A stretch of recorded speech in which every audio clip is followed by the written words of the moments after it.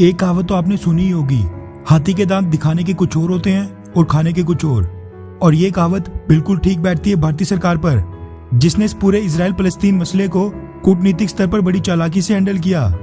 पूरी दुनिया के सामने फलस्तीन से सहानुभूति दिखाई, लेकिन अंदर ही अंदर भारत और इजराइल दोनों कॉन्टैक्ट में थे। और इस बात की पुष्टि भारतीय सरकार या किसी भारतीय डिप्लोमेट ने नहीं की है, बल्कि ये खुलासा किया है इजरायली डिप्लोमेट ने।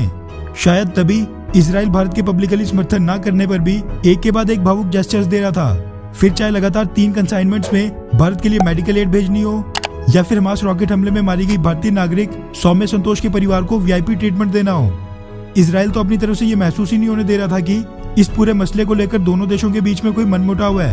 वैसे मनमुटाव होगा भी क्यों, क्योंकि भारतीय सरकार ने बेशक इस चीज की घोषणा नहीं की थी, लेकिन इजराइल को अपने कॉन्फिडेंस में लेने का काम लगातार चल रहा था। वैसे इस खबर को सुनने के बाद आपकी भारतीय सरकार से नाराजगी थोड़ी बहुत कम तो जरूर होगी। दरअसल ANI news agency, the print और कई मीडिया हाउसेस के हवाले से मीडिया रिपोर्ट सामने निकल कर आ रही है कि भारत में स्थित इजरायली डिप्लोमेट ने पिछले कल एक वर्चुअल प्रेस ब्रीफिंग में ये खुलासा किया कि गाजा कन्फ्रंट्रेशन यानी हमास पर कार्रवाई के दौरान भारतीय सरकार ने इजराइल के एक्शंस यानी इजराइल की हमास पर कार्रवाई को लेकर पूरी अंडरस्टैंडिंग दिखाई थी। रिपोर्ट्स के मुताबिक भारत में इजराइल की डिप्टी एनवॉय डिडिया क्लेन ने पिछले कल मीडिया को ये बताया कि अमेरिका समेत दुनिया के दर्जनों देशों ने इजराइल को अपना ओपन सपोर्ट दिया था। वहीं कई यूरोपियन देशों ने तो अपनी सरकारी बिल्डिंग्स के ऊपर इजराइल का झंडा भी लहराया था, ताकि वो इजराइल को इस संकट की घड़ी में अपना समर्थन व्यक्त कर सके, क्योंकि उनको पता था कि हमारी कार्रवाई जायज और जरूरी थी। उन्होंने कहा कि मगर जब हमने अपने इंडियन काउंटर पार्ट्स यानी भारतीय अधिकारियों से इस बारे में बात की, हमें उनकी तरफ से पूरी अंडरस्टैंडिंग मिली, यानी हमास पर कार्रवाई को लेकर इजराइल को भारत से पूरी सहमति मिली थी।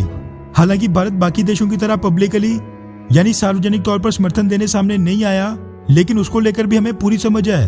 ये डिडिया क्लेन ने आगे कहा, हमें इंडियन पब्लिक यानी भारतीय जनता से बड़ी मात्रा में समर्थन मिला और हम इससे काफी खुश हैं। इसी के साथ उन्होंने UN में भारत के परमानेंट रिप्रेजेंटेटिव TS तिरुमूर्ति की स्टेटमेंट्स की भी प्रशंसा की और कहा उन्होंने दोनों पक्षों से संयम बरतने और तनाव को तत्काल कम करने का आग्रह किया था। ये डिडिया क्लेन के मुताबिक इजराइल की भारतीय ऑफिशियल्स के साथ बातचीत हमेशा ही चलती रहती है। दोनों देशों के बीच बहुत ही लॉन्ग लास्टिंग यानी लंबे समय तक चलने वाला रिश्ता है, जो कि हर साल मजबूत होते जा रहा है। वैसे जिनको ये डिडिया क्लेन के बारे में नहीं पता, तो मैं बता दूं कि ये वही हैं जिन्होंने एक भावुक संदेश के साथ कुछ ही दिन पहले ऐलान किया था कि हमास रॉकेट हमले में मारी गई सौम्य संतोष के परिवार का ख्याल अब से इजराइल रखेगा। ये डिडिया क्लेन भारत में इजरायली एम्बेसी की डिप्टी एनवॉय हैं, जो कि बड़ा ओहदा होता है। और अगर ये कह रही हैं कि भारत और इजराइल इस पूरे वाकये के दौरान टच में थे और भारतीय सरकार को इजराइल के हमास पर एक्शंस की पूरी अंडरस्टैंडिंग थी, फिर बात में सच्चाई तो जरूर होगी। साथ में उन्होंने ये खुलासा हमास के साथ सीज फायर की घोषणा के बाद किया है। अब ये खबर सामने आने के बाद बेशक कुछ लोगों की मोदी सरकार से नाराजगी कम हो, लेकिन अभी भी भारत में कई लोग ऐसे हैं जिनका मानना है कि भारतीय सरकार को इजराइल का ओपनली समर्थन करना चाहिए। खैर, वो तो कुछ कूटनीतिक मजबूरियों के कारण भारतीय सरकार कभी नहीं कर पाएगी, लेकिन आप नीचे कमेंट करके जरूर बताएं कि इजराइल को हमास पर कार्रवाई छोड़कर सीज फायर कर लेना चाहिए था, हाँ या फिर नहीं। नीचे कमेंट करके जरूर बताएं।